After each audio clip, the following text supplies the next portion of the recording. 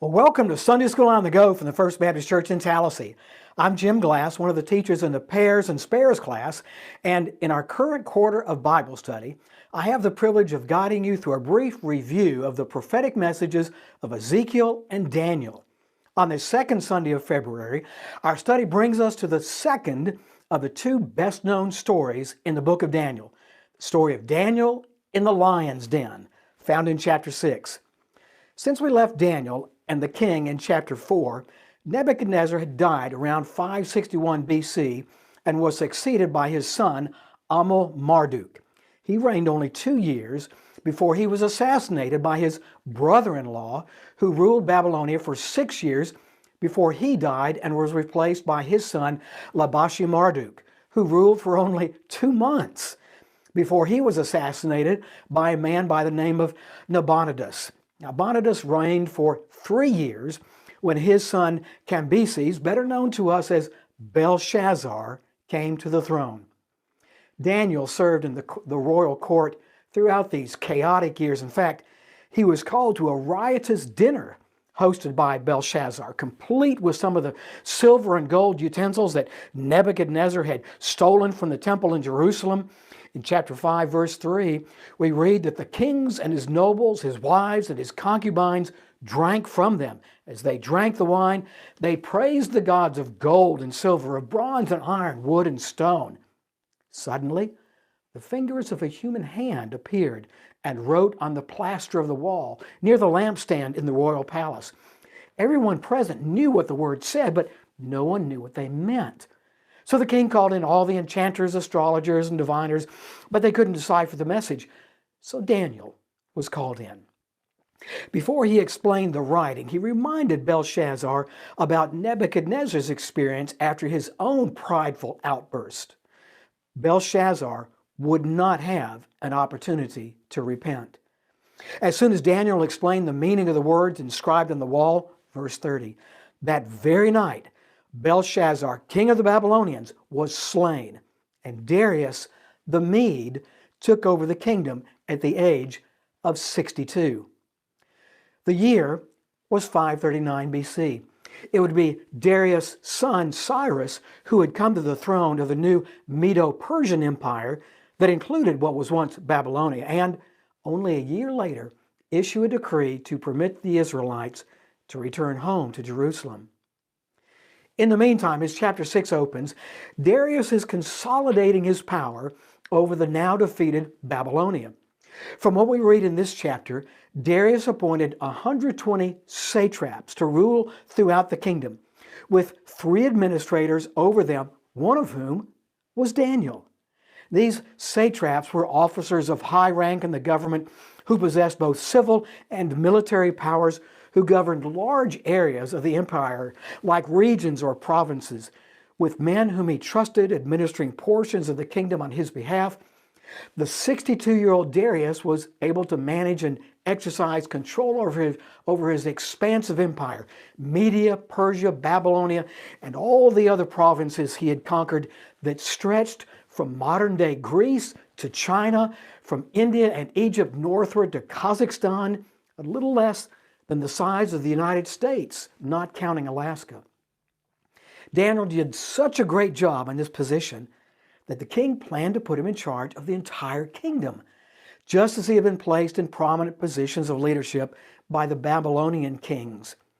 But this didn't sit well with the other 2 administrators, or satraps, who were naturally quite jealous of Daniel's position. They wanted to get rid of him.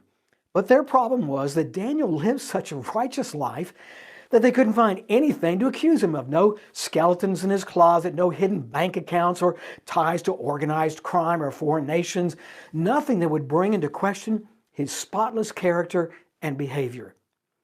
Alexander Maclaren writes, "These men could find no fault forasmuch as Daniel was faithful. Neither was there any error of judgment or dereliction of duty found in him." They were very poor judges of his religion, and they did not try to judge that, but they were very good judges of his conduct as prime minister, and they did judge that. The world, he says, is a very poor critic of my Christianity, but it is a very sufficient one of my conduct. It may not know much about the inward emotions of the Christian life, but it knows what bad tempers and dishonesty and selfishness are. And it is by our conduct in the things that they and we do together that worldly men judge what we are in the solitary depths where we dwell in communication with God.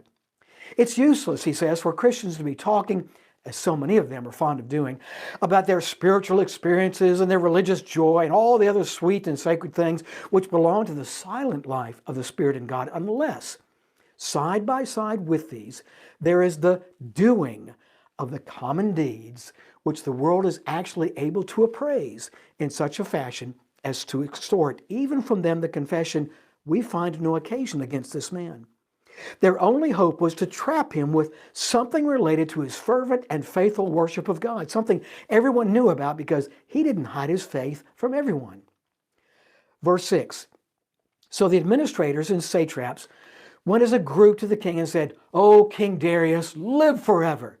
The royal administrators, prefects, satraps, advisors, and governors have all agreed that the king should issue an edict and enforce the decree that anyone who prays to any god or man during the next 30 days, except to you, O king, shall be thrown into the lion's den.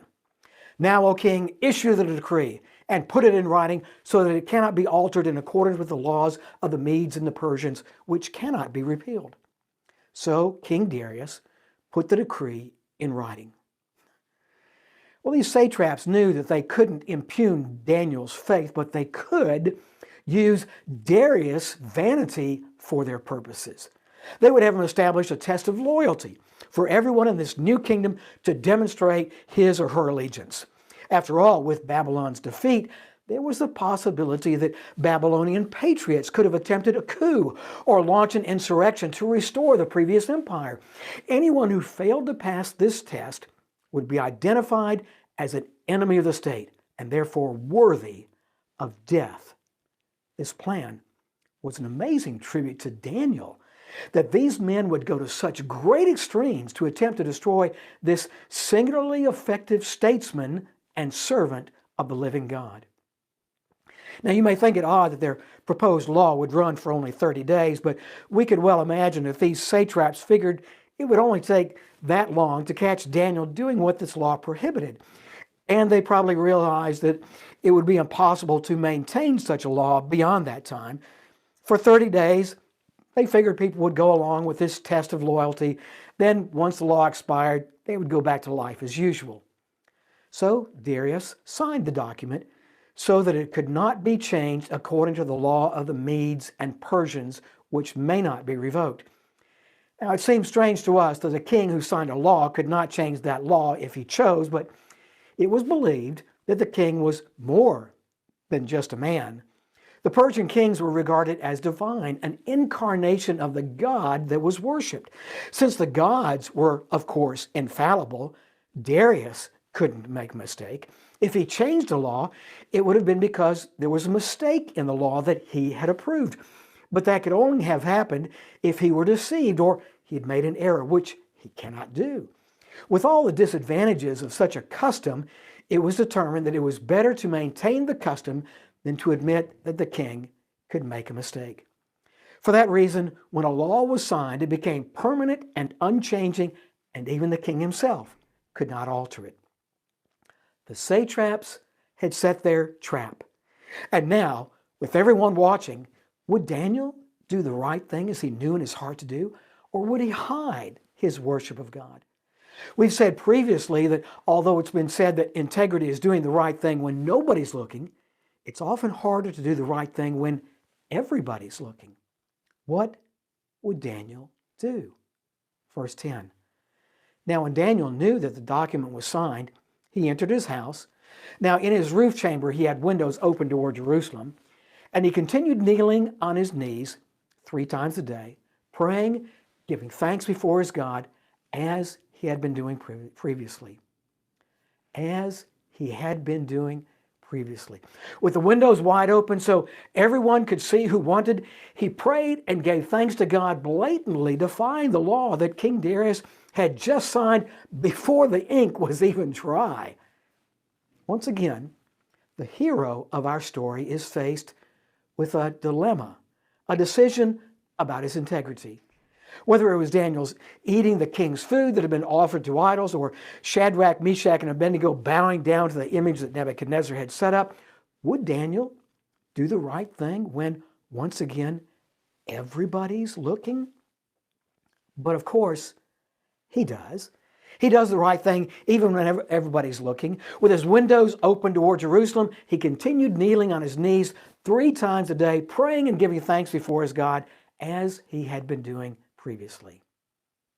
Perhaps Daniel remembered Solomon's prayer at the dedication of the temple, recorded for us in 1 Kings chapter 8, where Solomon said, "When your people go to war against their enemies, wherever you send them, when they pray to the Lord toward the city you have chosen and the temple I've built for your name, then hear from heaven their prayer and their plea and uphold their cause." Or the verses just before, when Solomon writes, "The foreigner who does not belong to your people Israel, but has come from a distant land because of your name, when that foreigner turns his face toward Jerusalem when he prays, Lord, hear from heaven your dwelling place, and do whatever the foreigner asks of you, so that all the peoples of the earth may know your name and fear you."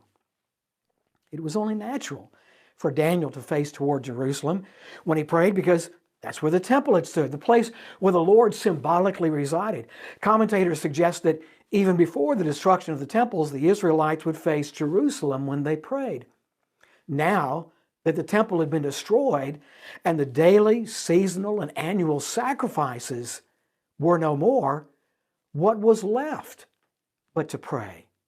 So, 3 times a day, Daniel prayed as he had done previously, and no edict from the king would cause him to do otherwise. Well, of course, the commissioners and satraps who had conspired against Daniel went to Darius to establish the decree, and they went straight to the king. Like 5-year-olds on a kindergarten playground, they ran and tattletaled on Daniel.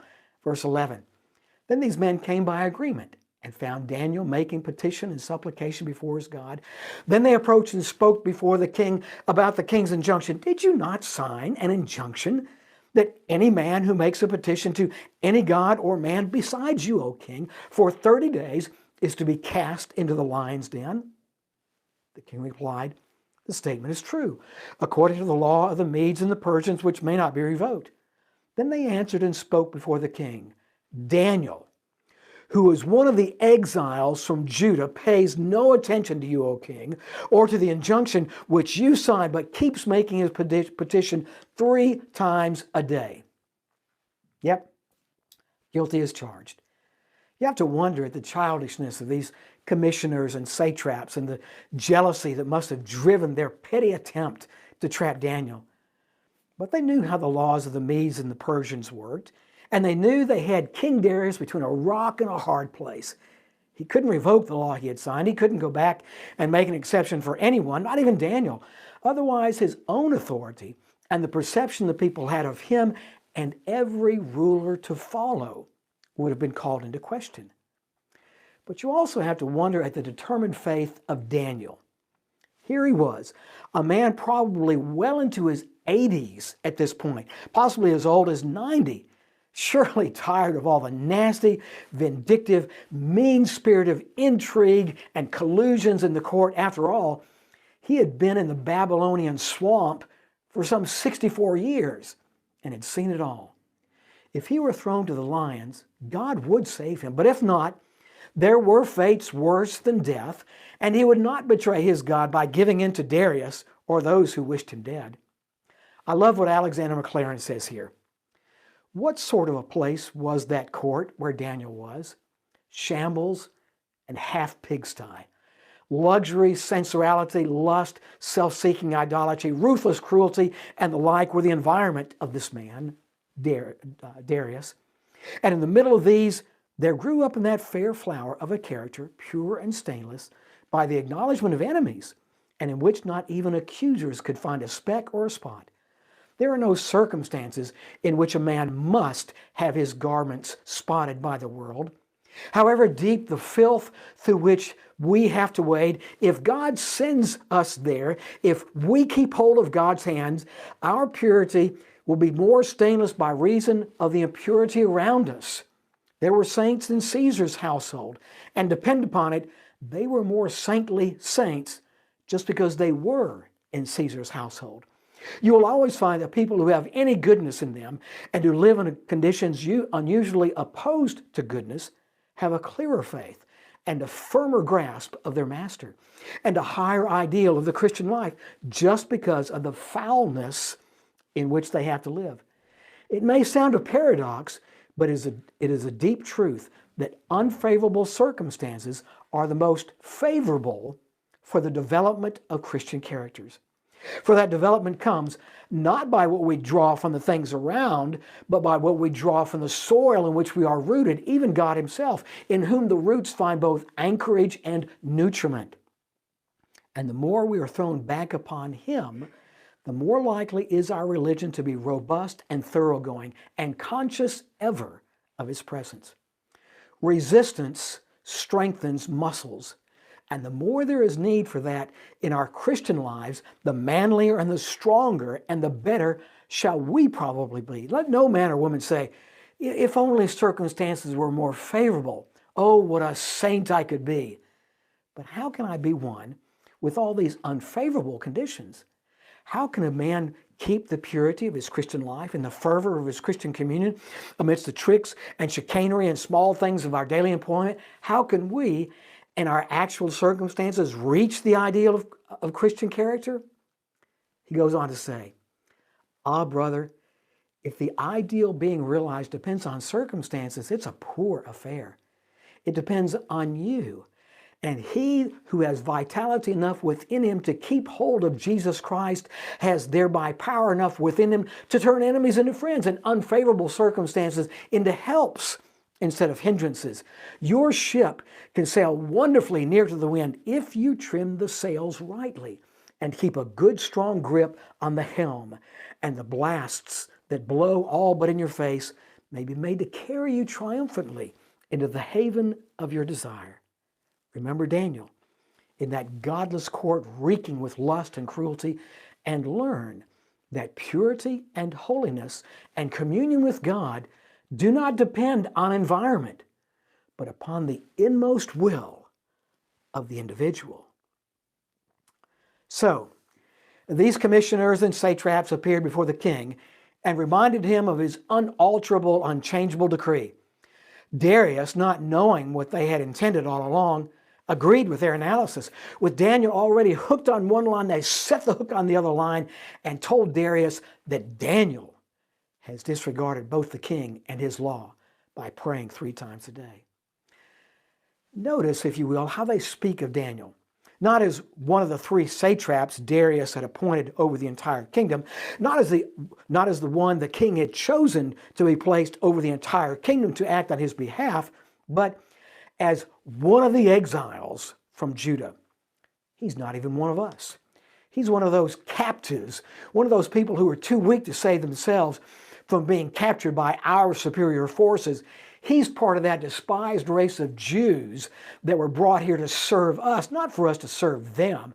He's a foreigner working undercover right under our noses here in the court to launch an insurrection to overthrow you, King Darius, and your new government.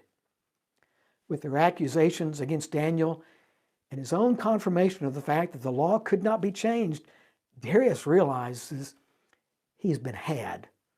Verse 14. Then as soon as the king heard this statement, he was deeply distressed. Their indictment of Daniel produced an effect very different from what they had intended. They had hoped to arouse the king's wrath and jealousy against Daniel, but instead of seeing it as they had hoped, Darius only sees that he's been an utter fool, the victim of the jealous schemes of worthless and bloodthirsty nobles.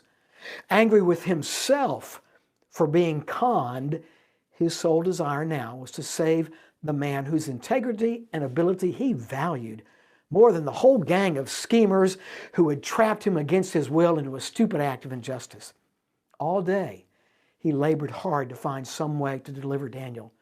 We could well imagine that he called in his best lawyers to see if there were some way around this law, some way to commute his sentence or grant him clemency, charging the court historians with unearthing some precedent that would allow him to free Daniel, demanding the scribes to come up with a lawful explanation that would allow Daniel to escape the fate of being thrown into the lion's den.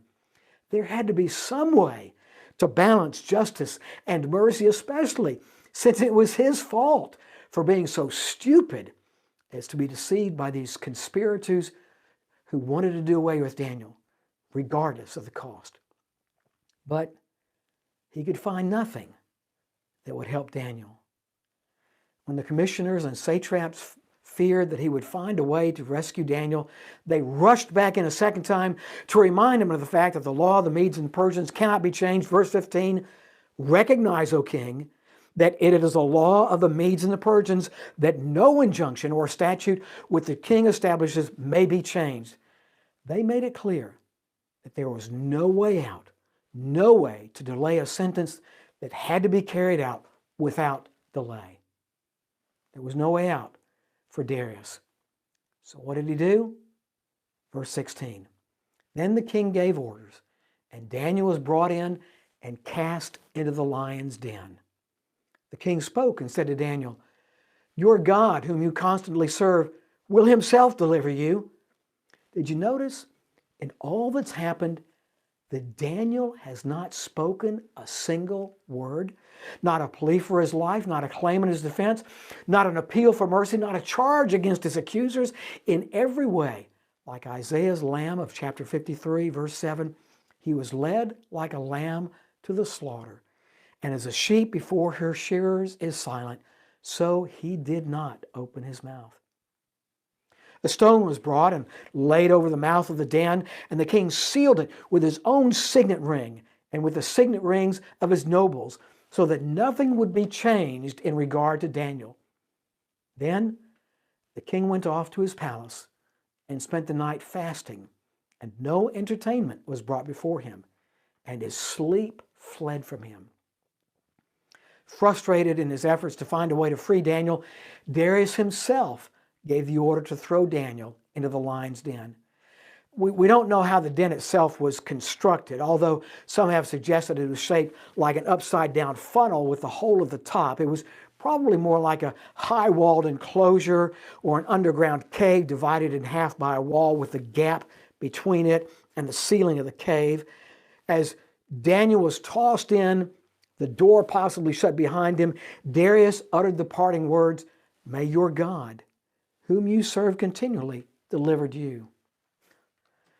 What a feeble excuse to his own conscience while he ordered Daniel's execution. After all, what right did Darius have to expect that any God would interfere to stop the consequences of this act that he himself had tried to avert? Still, those words give us an indication of the profound impression Daniel had made on Darius in the very short time he had been in this new king's service. He knew that Daniel was a good and righteous man who served God continually.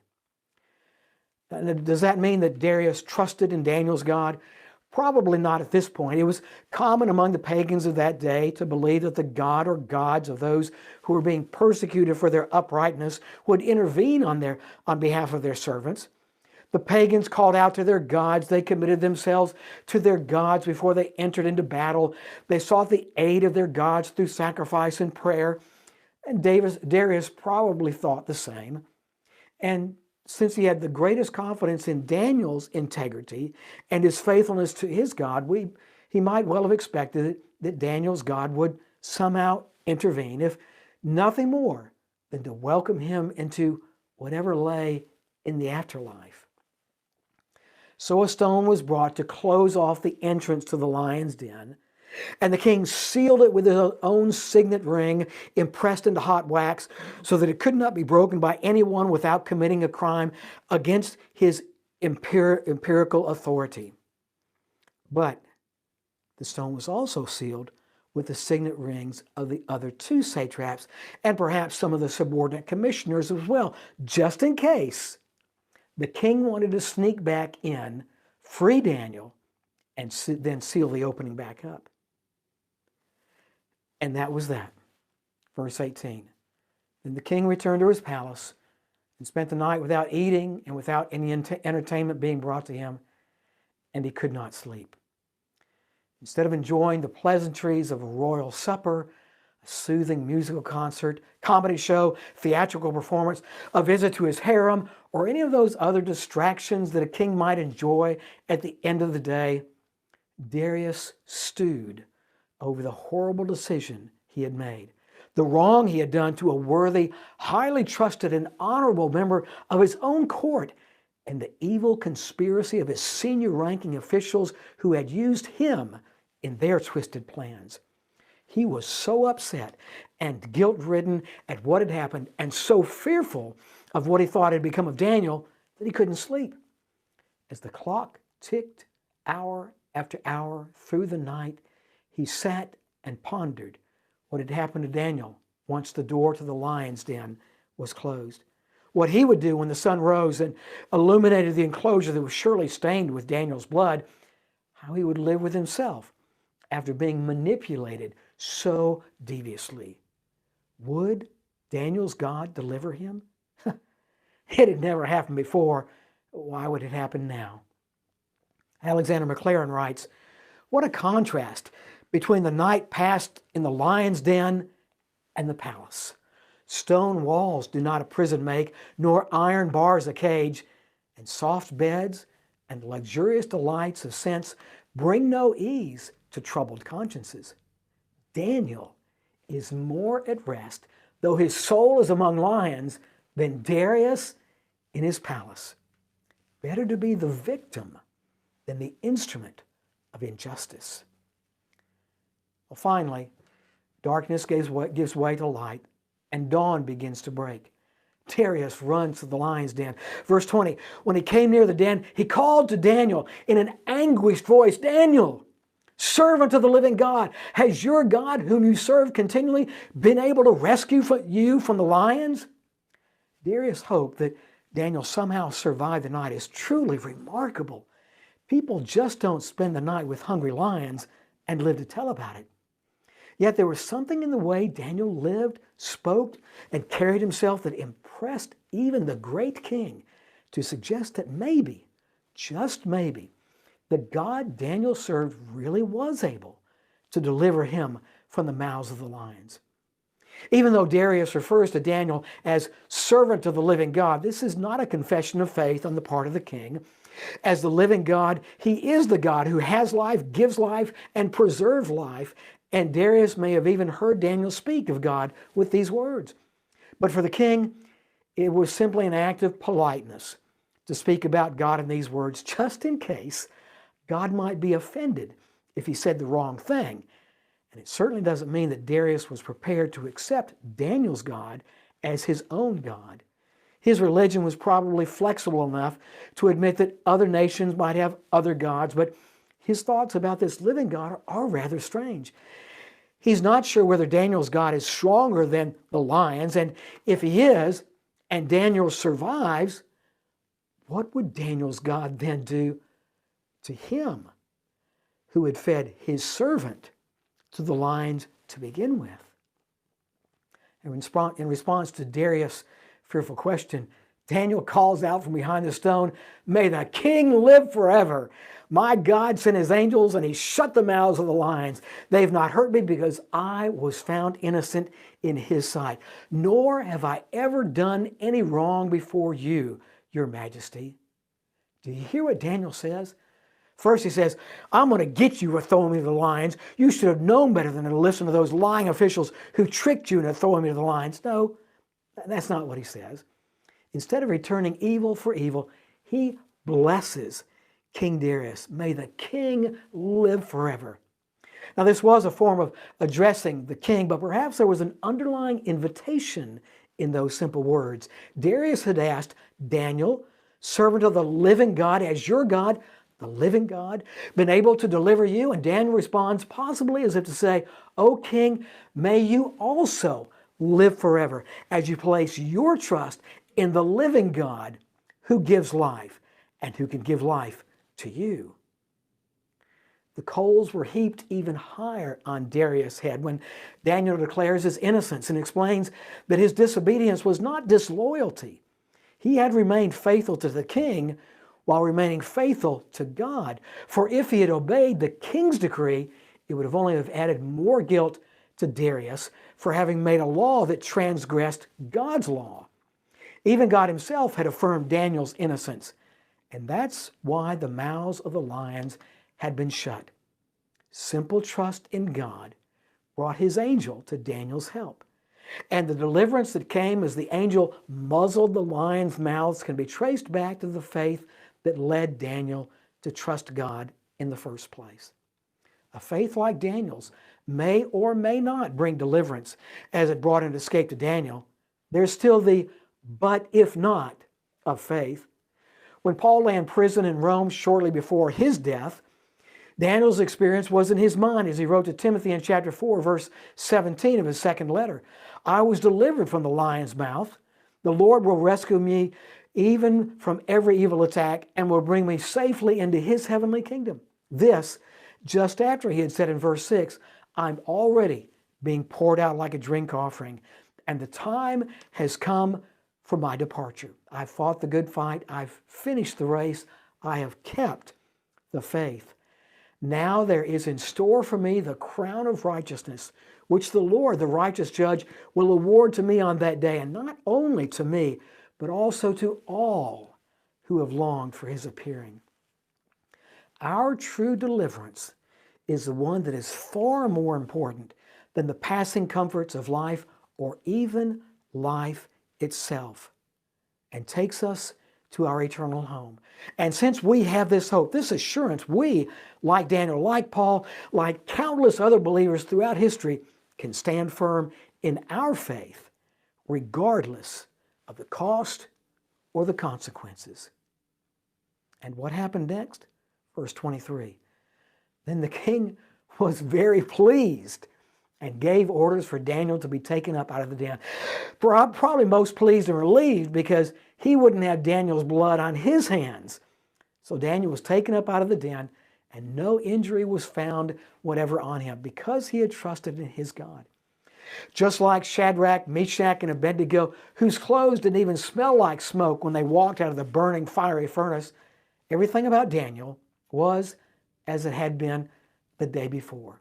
No bloody arms, no torn clothes, no teeth marks, no injury, whatever was found on him. And what did Darius do next? Verse 24. The king then gave orders, and they brought those men who had maliciously accused Daniel, and they cast them, their children, and their wives into the lion's den. And they had not reached the bottom of the den before the lions overpowered them and crushed all their bones. Darius had fulfilled his commitment under the law of the Medes and the Persians that cannot be changed, to throw Daniel into the lion's den, but a greater power than his had spared Daniel's life. Now, he could turn his attention to those who had conspired to kill Daniel by deceiving him. We could well imagine that they, unlike the king, had spent the night celebrating Daniel's demise, rejoicing that come morning they would be elevated to places of rank and privilege that had previously been promised to that despised exile from Judah, until they heard guards banging on their doors the next morning. And like Haman, whom we read about in the book of Esther, what more appropriate punishment than to subject them to the same punishment they intended to inflict upon Daniel? So Darius had them thrown to the lions. As was the custom of that day, horribly cruel as it may seem to us, since their wives and their children certainly shared in their guilt, so they believed, they were also thrown to the lions. Now, this practice was expressly forbidden by the Mosaic law, as we read in Deuteronomy chapter 24, verse 16.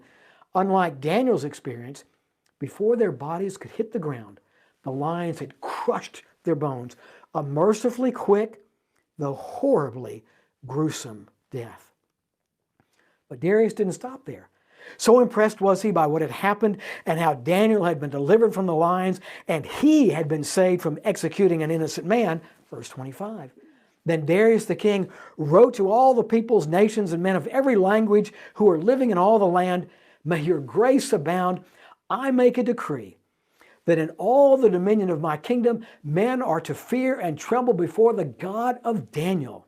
For he is the living God, and enduring forever, and his kingdom is one which will not be destroyed, and his dominion will be forever. He delivers and rescues and performs signs and wonders in heaven and on earth, who has also delivered Daniel from the power of the lions. As Nebuchadnezzar had done before, Darius now acknowledges the power of God to deliver Daniel, and so he called the people of his empire to honor and revere Daniel's God. Now, there's still no reason to believe that he had come to regard the Lord as the one God. He probably spoke more than he himself believed when he said that Daniel's God is a Savior and a deliverer. More than likely, he meant nothing more than Daniel's God should be recognized as a God of great power and worthy of special reverence, even more than some or even all of the other gods. While he was correct in what he said about God, we can't know if this led to a faith commitment to the living God who endures forever, whose kingdom will not be destroyed, and whose dominion will be forever. But one day, we'll know. The chapter closes with a lasting tribute to Daniel's faith and God's faithfulness. So this Daniel enjoyed success in the reign of Darius and in the reign of Cyrus the Persian. Darius the Mede would reign only 2 years before the rule of this new empire passed to Cyrus the Persian, initiating a new day for the Babylonians and the Jews as well. And Daniel would have a role to play in that as well. In Hebrews chapter 11, beginning in verse 32, we read, "And what more shall I say? I do not have time to tell about Gideon, Barak, Samson, Jephthah, David, Samuel, and the prophets, who through faith conquered kingdoms, administered justice, and gained what was promised, who shut the mouths of lions, quenched the fury of the flames, and escaped the edge of the sword, whose weakness was turned to strength, and who became powerful in battle and routed foreign armies.